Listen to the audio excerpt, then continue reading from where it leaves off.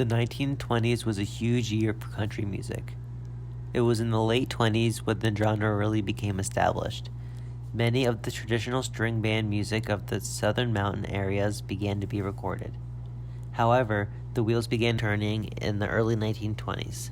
One of the first hits was out of this region by John Carson in 1923. It was at a recording session at OK Records with two songs, The Little Old Log Cabin in the Lane, and The Old Hen and the Rooster's Going to Crow. This early music stood out from the rest of the music of the time because it had realism and other personal stories rather than sentimental music that was being released at the time.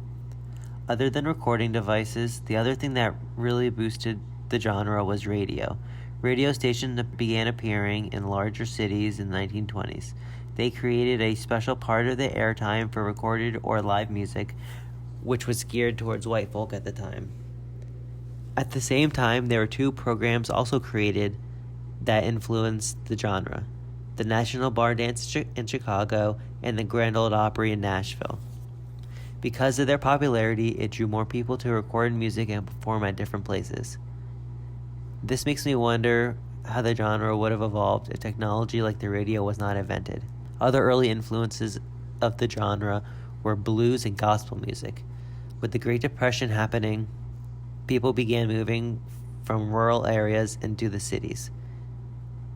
These people from rural areas were now exposed to new types of music. The two most popular groups of the time were Carter family and Jimmy Rogers. The Carter family consisted of husband and wife A.P. and Sari Carter and her sister Maybelle. A.P. collected a lot of old folk music and adapted it to make it sound relevant to the times. Jimmy Rogers gained notoriety in 1927 after he did his first recording for Victor Records in Bristol. Unfortunately, he passed away 6 years later from tuberculosis. These two were the first popular country artists and have influenced the genre for the following decades and now for almost a century.